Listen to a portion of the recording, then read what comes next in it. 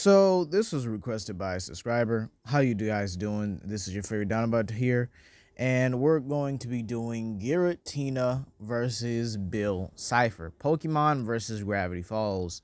Let's begin. So Bill Cipher is a extra dimensional entity, kind of like in the same way Mitsopidalic is, or just Mixie for short. So Bill Cipher is able to actually affect the Gravity Falls multiverse, and he's actually been stated multiple times to be a threat to it. He has reality warping, spatial manipulation, time manipulation, molecular manipulation, reality warping, all that in the same category that he is in, which is extra dimensional. This puts him around, I would have to say, above maybe a 3 to 4D dimensional being. So yeah, he's actually pretty powerful. Maybe like a 4D or 5D extra dimensional being, a character that can exist outside of time and space. So let me down below. He's able to rip holes through dimensions, able to pretty much shatter entire universes, wipe out entire life of, universes, stuff like that. He's shown some impressive feats over the years, being able to use energy manipulation, energy projection, being able to affect the, again, entire Gravity Falls multiverse. Was even such a threat that he shouldn't even be released in the first place, but he wound up getting released anyway. So, yeah, despite all that, this is not going to be enough for Giratina. Yeah, as I was doing the research for this video on Bill Cipher, it was just it was astronomically sad, because the Gravity Falls multiverse or whatever really doesn't have much to offer in terms of combat prowess, which was kind of why I was okay with doing this video. But at the same time, as I began to do my research and everything, it became very clear that Bill Cipher was going to get dog walked by the Lord of the Shadow Realm. Matter of fact, he's going to get sent to his realm today as well. So let's really talk about it. Let's really talk about how much pain that Bill Cipher is, okay?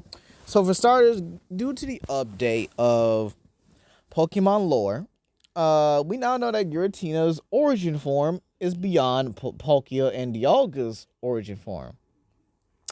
Yay! Oh man, this is bad. So let's go every reason why this is bad. So Palkia and Dialga exist outside of the multiverse. Now, where does this put the distortion world, right?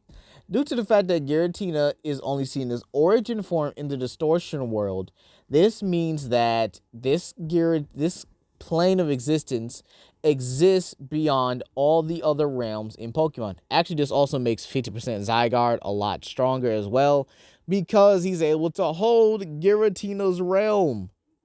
A realm that exists outside of the entire Pokemon multiverse. A realm that is literally beyond that. Kind of like how, the afterlife is in most universes, or in most continuities, I mean. That's what I'm trying to say here. So, in all honesty, this is looking, yeah, this looks pretty bad. This looks extremely, extremely bad here. Because here's the thing, right? You have characters that, like, Xerneas, right? Xerneas, a character that can grant eternal life and bring life to the entire universe. And characters like Yveltal, which are the pretty much able to bring death to all of it as well. Now, why is this important? Because these guys are the literally embodiment of life and death here. Zygarde, the embodiment of balance itself, meaning these guys are literally multiversal constants. These guys are multiversal concepts of their very own beings. Like I said, and honestly, this is kind of the same way with my Rayquaza versus Beelzebub video. Beelzebub is kind of just there, while Rayquaza just sits beyond him. It's kind of the same concept, except I think this is 10 times worse here, because Giratina is literally beyond the concept, okay? Now, you might say, oh, well, he went toe-to-toe and Rayquaza was actually able to combat him. He combats his regular form, which, again, can destroy the multiverse, the Pokemon multiverse as well, but it's not his origin form. So you kind of have to remember that as well. Because, in all honesty, those forms were also getting bodied by Arceus, which kind of makes Rayquaza and Arceus on the natural plane on a similar level, if you really want to consider that. Only reason why Rayquaza wasn't doing too much is because you guys had to remember this dude had to protect Ash, Latios, and Latias in a 6 versus 1. So it wasn't really too fair, you know. Let's also talk about the fact that if Bill Cipher even manages to do any damage to Giratina, he can simply use Dragon Breath. This actually repels any damage back on to Bill Cipher, meaning that, and actually like multiplies it by at least 10 times that. So let's say Bill Cipher is able to throw an entire multiverse or destroys the entire multiverse on Giratina, right? Giratina's not only going to be able to survive that, but he's going to be able to throw all that damage he did back at him times 10. Meaning he's going to, just straight up maul Bill Cipher here. It's not even fair. He's immune to Erasure. He's immune to basically everything he does, and he gets outclassed in what he does. Time manipulation, not going to work because he's literally beating the mess out of his own brother to the point where time freezing is not going to work, and he's going to have to BFR and trap him in a time loop. So yeah, he's going to just simply have to do that. And even then, BFR is not going to work because Giratina could have straight up just shattered his own dimension in order to get it, or straight up ripped a hole through dimensions in order to just get out of it. So BFR is not an option. Then you might say, oh, well, what if he traps him in a time loop? That means Bill Cipher will have to retreat from the battle, and Giratina basically wins. Same way he did with Dialga in his own distortion world, okay?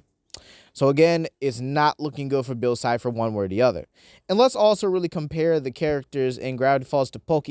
Oh, yeah, wait, sorry. There is no comparison because there barely are any characters that pretty much compete with those from Gravity Falls. Some of these guys barely even have quantifiable feats to even reach like multiversal calibers, let alone even some of the characters can barely compete with a mega evolved final form Pokemon.